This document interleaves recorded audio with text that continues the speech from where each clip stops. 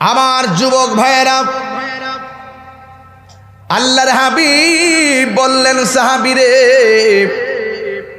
তোমার চোখের মধ্যে কেন পানি দেখা যায়? আপনারা বারেশ্বর দরবারের বাবা বলেন, কেন চোখে পানি ঝরে? আমার নবী বোঝার ক্ষমতা আছে না নাই? ওই লোকটা ডাক দিয়া কই, নবী গো, আমি এমনিতেই কাঁদি না, আমার আল্লাহ যতগুলা বিধান নাজিল করেছেন এমন কোন বিধান নাই যেই বিধানটা আমি পালন না করি, কিন্তু একটা বিধান আমার বাকি রয়ে গেছে। নবী আমার জিজ্ঞেস করে, কোন বিধান? আল্লাহর হাবিব বলেন, কোন বিধান? এবার ওই লোকটা ডাক দিয়ে, ইয়া রাসূলুল্লাহ, বিধান অন্য কিছু নয়, বিধানটা হলো আমি বিয়ে করতে পারি না। জিজ্ঞেস করা হয় কেন? কয় তারা আমার পছন্দ করে না। আল্লাহর হাবিবের হাত মুবারকে একটা কাগজ নিয়ে আমার নবী লিখলেন, লিখে ডাক দিয়া বলেন, হে পাগলা, এই কাগজটা নিয়ে এমুকের বাড়িতে যাইয়া কাগজটা মালিকের হাতে দিবা। মালিক যে উত্তরটা দেয়, উত্তরটা শুধুমাত্র আমি নবীর কাছে বলবা। এবার কাগজটা নিয়ে গেল মালিকের কাছে, বড় ধনাঢ্য মালিক, বড় লোক। এবার কাগজটা নেওয়ার পরে লোকটা পড়ছে, আর নিচে লেখা আছে, ইতি মুহাম্মদ রাসূলুল্লাহ সাল্লাল্লাহু আলাইহি ওয়াসাল্লাম। আজকে যারা বলে নবী লিখতে জানতো না, পড়তে জানতো না, এদেরকে ঈমান আছে নাকি রে বাজি? আছে, আছে। আর রহমান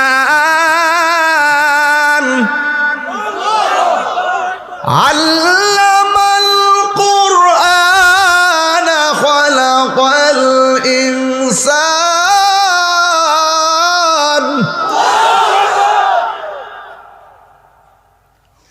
আল্লামাহুল বায়ান।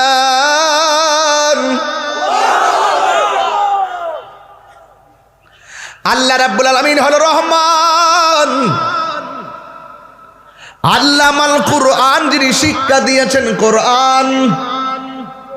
হায়রে বারেশ্বরের বাবা, নবীর শিক্ষক এই পৃথিবীর কেউ না। জবানটা খুলে বলুন, নবীর শিক্ষক কে? হাত তুলা কোন কে? সন্দেহ আসেনি? রাসূল বলেন, বুইসতু মুআল্লিমান, আমি দুনিয়ার মধ্যে শিক্ষক হয়ে এসেছি। সুবহানাল্লাহ রে। আল্লাহ বলে, আল্লামাকা মা লাম তাকুন তাআলাম। ও বন্ধু, জানা না জানা, দেখা না দেখা, সব আমি আল্লাহ কোরআনের মধ্যে বর্ণনা করেছি। আর এই কোরআনটা আমি কাউকে শিক্ষা দেই নাই, এই কোরআনটা আমি আল্লাহ আপনি নবীর শিক্ষা দিয়েছি। কোরআনের মধ্যে কিছু বাকি আছে, সব উল্লেখ আছে, কিছু জাহিরি, কিছু বাতিনি, কিছু জাহিরি, বাতিনি। ওয়ালা, আমি যে কোরআন শরীফ পড়বো এখন, আপনি কি কষ্ট পাবেন নাকি? আবার একটু আগে তেলাওয়াত শুনছেন, অনেক মধুর লাগছে না? উনি কিন্তু অনেক ভালো তেলাওয়াত করে। আমি তো হাফেজ হইতে পারি নাই, হইলে কত সুন্দর করে পড়তাম, এখন তো অনেক ভুল হয়ে যায়। ওয়ালা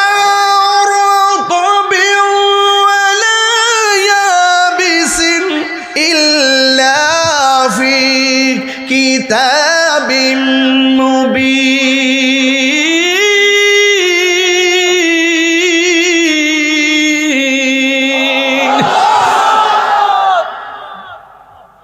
অর্থ কি? অর্থ কি?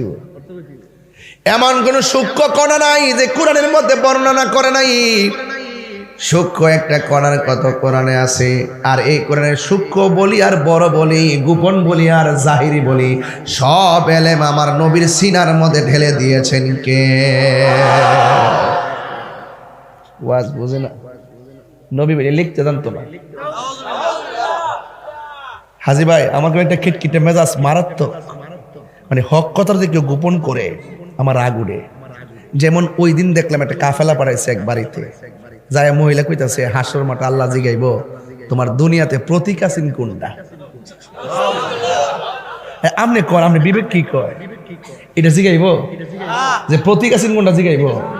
হ্যাঁ, আমরা শুনছি হাসর মাঠে প্রথম হিসাব হইব নামাজের, আবার কবর জিগাইব তোমার দুনিয়াতে দলের নামটা কি ছিল। এই কথা আমি কিন্তু ফারায়া গুতায় কইতাছি, এরপরে না বুঝলে খবর আছে। আমি শুননি না, আমি শুননি না, আপনারা শুননি না, আপনার বাপে শুননি না। কেউ যদি কোরআন সুন্নাহর উপরে ব্যাখ্যা করে তাকে কি সমর্থন দেওয়া যাবে?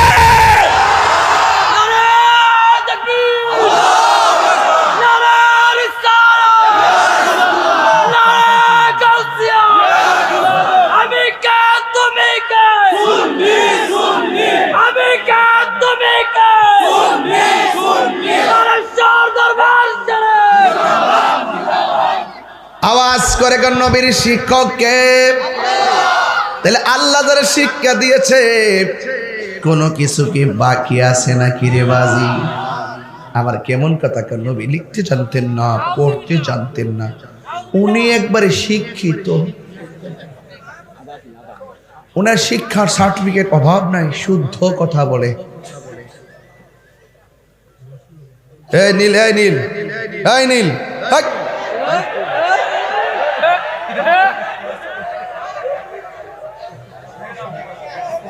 আজকে লাস্টে জিকির হবো ইনশাল্লাহ।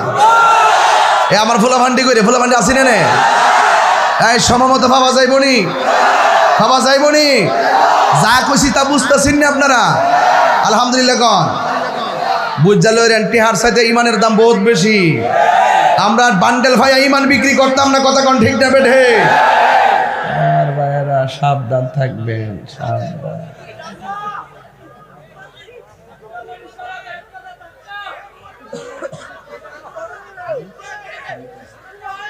মারহাবাগন। নবীর ইলম দিছে কে? নবীর শিক্ষক কে? কোরআনের মধ্যে আসেনি যে রুকু এমনি আছে, কোরআন আছে এমনি করতে। আল্লাহর হাবিব কয় সল্লু কামা রাআইতুমুনি উসাল্লি, তোমরা এমন ভাবে নামাজ পড়ো যেমন ভাবে আমি নবী নামাজ পড়ি। সুবহানাল্লাহ। নামাজ করো সিন্নি খাইলা কার দ্বারা? মোল্লা চিনলা না, মার বুকে লাতি মাইরা পাশের বাড়ির মহিলারে চাষি ডাইকা ফুলার কুরমা খাওয়াইলে লাভ হবে না। ও ঠিক কি না বলেন? নবীর মানে কষ্ট দিয়ে আল্লাহ আল্লাহ জিকির করলে লাভ হবে? নবীর মানে কষ্ট দিয়া মক্কা মদিনায় গেলে লাভ হবে? এটা কি মোল্লার কথা না আল্লাহর কথা? এই জন্য আমি বলছি, ও বন্ধু, নবীর শিক্ষককে নবী আমার কাগজের মধ্যে লিখে দিছেন, কাগজটা নিয়ে বড় লোকের হাতের মধ্যে দিবা। এবার বড় লোকে সুন্দর করে চিঠিটা পড়ছে, চিঠি পড়া উত্তর দিছে হবে না। এবার এই কথা বলার পরে লোকটা চোখের পানি ফালাইয়া কানতে কানতে বাড়িতে রওনা দিছে। ভিতরে একটা মেয়ে ছিল বড় সুন্দরী, ডাক দিয়ে বলে বাবা, সুবহানাল্লাহ রে, ও বাবা, আপনি তো অনেক টাকার মালিক, কিন্তু কোনোদিন কাউকে কেঁদে যেতে দেখি নাই। আপনি সবার কান্না চোখের পানি মুছে দিয়েছেন, কিন্তু কেউ আপনার বাড়ি থেকে খালি যায় নাই। এই ছেলেটারে দেখলাম সুন্দর করে এসেছে, যাওয়ার সময় দেখলাম কেঁদে কেঁদে যাচ্ছে। এবার জিজ্ঞেস করে বাবা, এই ছেলেটা কেন এসেছিল? এবার বাবা ডাক দিয়ে বলে মা,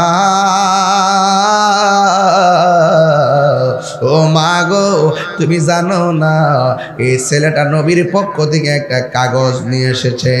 এই কাগজের মধ্যে লেখা ছিল তুমি আমার একমাত্র মেয়ে, মদিনার কতগুলা ধনাঢ্য ব্যক্তি তোমাকে বিয়ের জন্য প্রস্তাব দিল, আমি রাজি হই নাই। কিন্তু ছেলেটার চেহারাও ভালো না, আর্থিক অবস্থাও ভালো না। নবী একটা কাগজ লিখে দিছে এই ছেলেটার সঙ্গে তোমাকে বিয়ে দেওয়ার জন্যে।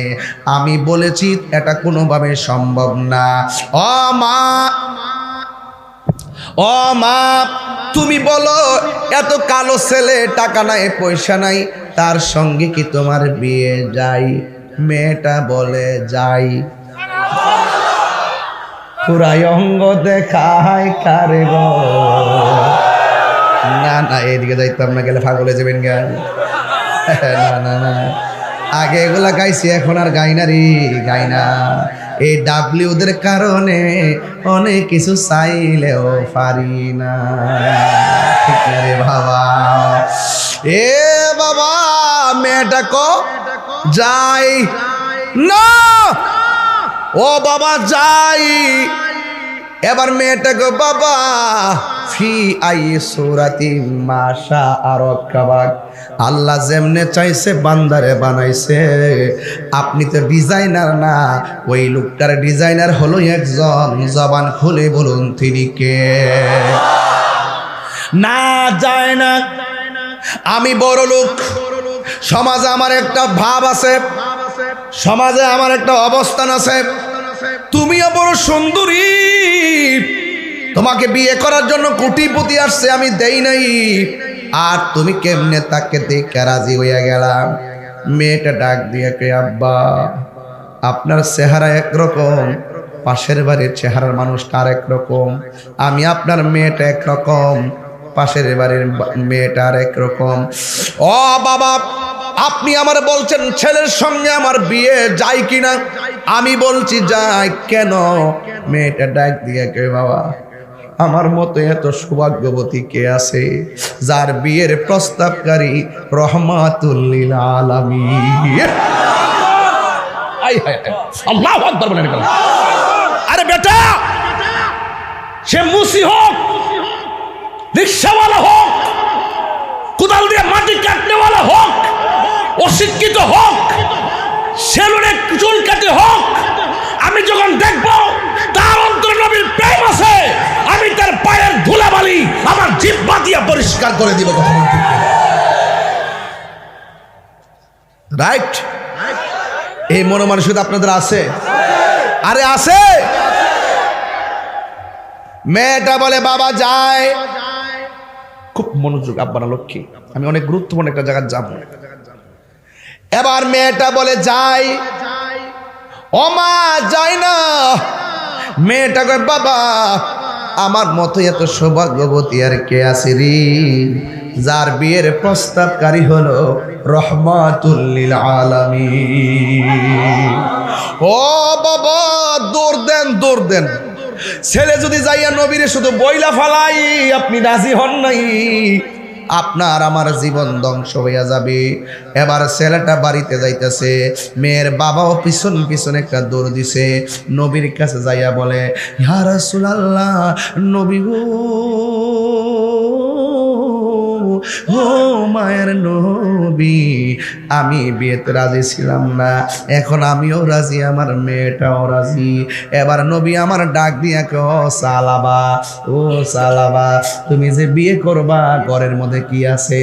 কই নবী গো, নবী গো, ও মায়ার নবী, আমার লুঙ্গিটা আর পাঞ্জাবি ছাড়া ঘরের মধ্যে কোনো সম্পদ নাই, তাইলে তুমি মোহরনা আদায় করবা কেমনে? অন্যান্য সাহাবীরা বলে, ইয়া রাসূলুল্লাহ, নবী গো, আমরা তো ভাইয়ের আছি, তাকে স্বাবলম্বী বানাবো। মানবতার ফেরিওয়ালা হইয়া অনেকগুলা মানুষ পাশে দাঁড়ায় গেছে। হাজী জসিমউদ্দিন জসিম ভাই তিনি বললেন, করোনার সময় তিনি মানুষের পাশে ছিলেন, লাশ সৎকারের কাজে ছিলেন, দাফনের কাজে ছিলেন।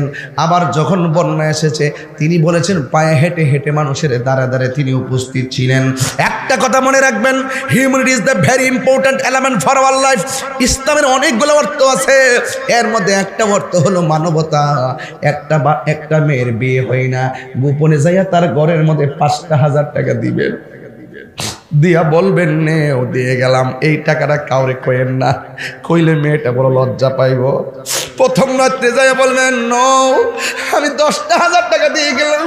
ও যুবক পোলাপান 10 জন মিল্লা 2,000 করে টাকা দিলে 20,000 হয়ে যায়। গরিবের মেয়েটার সুন্দর করে একটা সুন্দর আয়োজন হয়ে যায়। যার না এসে বুঝে না থাকার ব্যথা কত।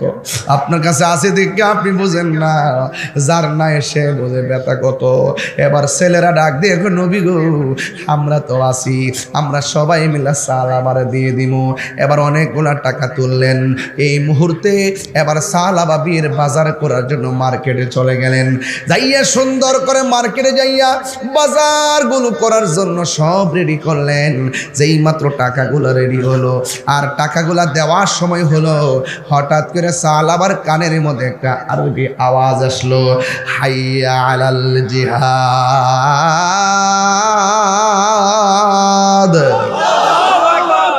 যখন একটা আওয়াজ আসছে জিহাদের ময়দানে আসো, ইসলামের নাম নিশানা বুঝে ফেলার জন্য একদল মানুষ আসতেছে। এবার সালাবার কানের মধ্যে যখন আওয়াজটা আসছে, সালাবা তখন বুঝাইয়া দিল, পৃথিবীর মানুষ, আমি কামের পাগল ছিলাম না, আমি প্রেমের পাগল ছিলাম। বিয়ের বাজার সব রেডি। যখন এই বিয়ের বাজার সব রেডি, হঠাৎ করে যখন আসছে জিহাদে আসো, হাইয়া আলাল জিহাদ মানে হলো জিহাদে আসো। এবার সালাবা দোকানদার ডাক দিয়ে, দোকানদার আপনি আমারে মাফ করবেন, কে যেন আসতেছে দিনকে মুছে ফেলার জন্য, কে যেন আসছে আমার নবীকে আঘাত করার জন্য। দোকানদার, আমার কাপড় লাগবে না। ওই মার্কেটটা কোথায়? যেই মার্কেটে গেলে তলোয়ার পাওয়া যায়, ওই মার্কেটটা কোথায়? যেখানে গেলে জিহাদের সরঞ্জামাদি পাওয়া যায়। এবার সব পালাইয়া ওই জিহাদের সরঞ্জামাদের মার্কেটে চলে গেল। মন মতো সব কিনলো। কিনার পরে যুদ্ধের ময়দানে চলে গেল। ওই দিক দিয়া নবীর বাড়িতে সবাই অপেক্ষা করে। সাহাবায়ে কেরাম ডাক দিয়ে, ইয়া রাসূলুল্লাহ, সালাবা তো আসতেছে না। এবার সালাবা যেই বাজারে গেল, ওই বাজারের মধ্যে সাহাবারা তালাশ করলেন। দোকানদাররা বলতেছেন, শোনো, তোমাদের সালাবা দোকান থেকে মাল কেনার পরে হাইয়া আলাল জিহাদ শোনার পর ওই সালাবা সব পালাইয়া দিয়া যুদ্ধের মাল কিনা যুদ্ধের ময়দানে গেছে। আল্লাহর হাবিব সাল্লাল্লাহু তাআলা আলাইহি ওয়াসাল্লামের কাছে চলে গেল। আপনারা জবান খুলে বলুন, আমার নবী জানা এবং দেখার ক্ষমতা আছে না না? আমার নবীর সেই ক্ষমতা দিয়েছেন কে? আরো জবান খুলে বলো কে? ও বন্ধু, আমার নবী, আপনার নবী রহমাতুল লিল আলামিন তখন ঘরের মধ্যে বসে থাকে নাই। আমার নবী যুদ্ধের ময়দানে চলে গেল। যেই মাত্র যুদ্ধের ময়দানে চলে গেল, ওই যুদ্ধের ময়দানে যাইয়া দেখেন অনেকগুলা লাশ পড়ে আছে, কিন্তু সালাবার লাশ খুঁজে পায় না। হঠাৎ করে আমার নবী রহমাতুল লিল আলামিন দেখতেছেন আমার নবীর সাহাবী সালাবা মাটির মধ্যে পড়ে আছে। গায়ের মধ্যে বল্লমের আঘাত, গায়ের মধ্যে তীরের আঘাত, গায়ের মধ্যে তলোয়ারের আঘাত। এবার আঘাত লইয়া ওই সালাবা কি করলেন শুনেন। ওই সালাবা মাটির মধ্যে পড়ে রইলেন। আমার নবী তাকে ডাক দিয়া কয়, সালাবা, ও সালাবা, একটা কথা মনে রাখবেন, নবীর প্রেমিক যদি হতে পারেন, টাকা নাই পয়সা নাই, কেমনে যাইবেন মদিনায়? নবীর প্রেম নিয়ে যদি রাতের বেলা জুম্মার নামাজের রাতের বেলা, জুম্মার রাতের বেলা একবার সূরা ফাতিহা পড়া 11 বার সূরা ইখলাস পড়েন, 11 বার সূরা আয়াতুল কুরসি পড়েন, একবার সূরা ফাতিহা 11 বার যদি আয়াতুল কুরসি, দ্বিতীয় রাকাতে একবার সূরা ফাতিহা আর 11 বার যদি সূরা ইখলাস পড়েন, এইভাবে 2 রাকাত নামাজ পড়া সাথে সাথে নামাজের মধ্যে বৈশা যদি 100 বার দুরূদ শরীফ পড়েন, যে এই দুরূদটা ভালো লাগে সেই দুরূদটা পড়বেন, অথবা এই দুরূদটা পড়বেন, আল্লাহুম্মা সাল্লি আলা সাইয়্যিদিনা মাওলানা মুহাম্মাদিন নাবিয়িল উম্মি ওয়া আলিহি ওয়া আসহাবিহি ওয়া বারাকা ওয়া সাল্লিম। এই দুরূদ শরীফটা যদি পড়ো, এটা যদি না পারো তাইলে পড়বে আসসালাতু ওয়াস সালামু আলাইকা ইয়া রাসূলুল্লাহ। এমন ভাবে নবীর সালাম দিবে 100 বার। আল্লাহর হাবিব বলে, যারা প্রতি জুমার রাতে একবার সূরা ফাতিহা, 11 বার সূরা আয়াতুল কুরসি, একবার সূরা ফাতিহা, দ্বিতীয় রাকাতে 11 বার সূরা ইখলাস, এইভাবে পড়া যারা 100 বার দুরূদ শরীফ পড়বে, একদিন না একদিন সে আমার নবীরে ভাঙ্গা করে দিদার পেয়ে যাবে। আমার নবীকে দেখার শখ সবার আছে না নাই? আমার নবীকে দেখতে চাই কি চাই না? নবীরে দেখতে গেলে চোখের হেফাজতের দরকার আছে না নাই? ও বন্ধু, নবী আমার দেখতেছেন, ওই সালাবা মাটির মধ্যে কইরা কইরা রক্ত ভাসতেছে। আপনারা জবান খুলে বলেন, আল্লাহর পথে যদি কেউ জীবন দেয়, এই জীবনের রক্তের দাম কম না বেশি? এবার আমার নবী, আপনার নবী সালাবার চেহারার দিকে তাকাইয়া ধর ধর করে চোখের পানি মোবারক ছেড়ে কান্না করে দিলেন। এরপরে আমার নবী আল্লাহর কাছে দুইটা হাত বাড়ায় আমার আল্লাহরে ডাক দিয়া কই, আল্লাহ। যেই মাত্র আল্লাহরে ডাক দিলেন, আসমানের দিকে তাকাইয়া সাথে সাথে আমার নবী একটা মুস্কি হাসি দিয়ে মাথা মোবারকটারে নিচে করে ফেললেন। ওই যুদ্ধের ময়দানে একজন তরুণ যোদ্ধা আছে, বড় সাহসী, সে আমার নবীর কেউ কথা বলতে সাহস পায় না। ওই সাহাবীটা নবীরে ডাক দিয়ে কয়, ইয়া রাসূলুল্লাহ, ইয়া হাবিবাল্লাহ, নবী গো, ও মায়ার নবী, আপনি সালাবারে খুঁজতে এসেছেন। আয়েশা দেখলেন সালাবা শহীদ হইয়া মাটিতে পড়ে আছে, কিন্তু আপনি লাশ দেইকা চোখের পানি ফেলাইয়া কাঁদছেন।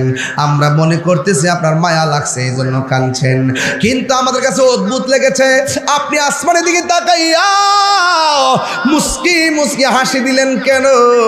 আপনারা জবান খুলে কোন, আমার নবী যা দেখে আমরা কি তা দেখি নাকি? আমার নবী, আপনার নবী যুদ্ধের ময়দানে যাইয়া লাশের দিকে তাকায়া কান্দে, আবার আসমানে তাকায়া নবী হাসে। হাসি কান্নার ভিতরে খেলা আছে না নাই? আয় হায় হায় হায় হায়, সবাই তো সবার প্রশ্ন করতে পারে না। একটা তরুণ যোদ্ধা ছিল মাঠের মধ্যে। আপনার দরবার মুরিদ আছে না, সবাইকে আপনাকে সব কথা কও, কিছু নাতি দেখবে না, না না দাদা, এটা এমনি দিতে, এটা হলো প্রত্যেকটা, এই যে বাইরের সাথে যারা চলে, আমার সাথে যারা চলে, কিছু তাকে ওভার ফ্রি, সব কথাই সে বলে, এটাই তো হওয়া উচিত, ঠিক না বে ঠিক? এই জন্য ভাইয়েরা আমার, একটা সাহাবী ডাক দিয়ে কি, নবী গো, দেখলাম ভারাক্রান্ত হৃদয় নিয়া যুদ্ধের ময়দানে এসেছেন। আয়েশা দেখলেন আপনার প্রিয় সাহাবী শহীদ হইয়া গেছে, আপনি সবার দিকে তাকায় চোখের পানি ফেলে কান্না করেছেন।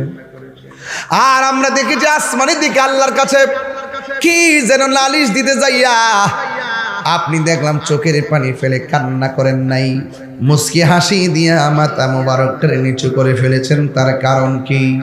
আল্লাহর হাবিব বলে, ও সাহাবীরা, আমার সাহাবী দেখছুনি বিয়ে করতে পারে নাই, অনেকে মনে করছে কামের পাগল, দেখছুনি আমার সাহাবী আসলে আল্লাহর বিধান কায়েমের পাগল। এরপরে হকের প্রশ্নে বউজিফুত ফালাইয়া, সন্তান ফালাইয়া, মা বাপ ফালাইয়া নবীর জন্য জিহাদ করতে যাওয়া লাগবে, এটাই হলো ঈমানের পরিচয়। কথা বলেন না ঠিক কিনা? এই মুহূর্তে যদি কেউ নবীর গালি দেয়, আমরা কি ঠান্ডা মাথায় বইয়া থাকবো? কথা কন। কেউ যদি কোরআনে অবমাননা করে, আমরা কি বইয়া থাকবো? কথা বলেন না কেন? এরপরে আমার নবীকে বল, নবী গো, উপরে তাকায় কানলেন কেন? কান্না কান্দা হাসলেন কেন? আল্লাহর হাবিব ডাক দিয়ে কয়, আমার সাহাবী সালাবা আমার যে কত ভালোবাসতো, এই জন্য আমি বিরহে অশ্রুসিক্ত নয়ন উপহার দিয়েছি। আর আসমানের দিকে যখন ভারাক্রান্ত মন নিয়ে তাকাইছি, ওখানে উপরে একটা খেলা দেখছি। কয় কি খেলা? আমার সালাবার মর্যাদা আমার আল্লাহ এমন বাড়াইছে, আমি দেখলাম আমার সালাবাকে নেওয়ার জন্যে জান্নাতের হুররা কারাকারি শুরু করছি। আরে হাত তুলে কোন, আল্লাহু আকবার, তিনবার কোন, ইয়া রাসূলুল্লাহ। নবীর প্রেমে জীবন দিলে সম্মান কি বাড়ে না কমে? আরো জোরে বলে, বাড়ে না কমে? এই জন্য আমার নবী, আপনার নবী আলালা ঈমান আলিমাল্লাহ মুহাব্বত আলা, যার অন্তরে নবীর মুহাব্বত নাই তার ঈমান নাই। এই জন্য সব কিছুর ঊর্ধ্বে আমার নবীরে ভালোবাসতে চাই কি চাই না?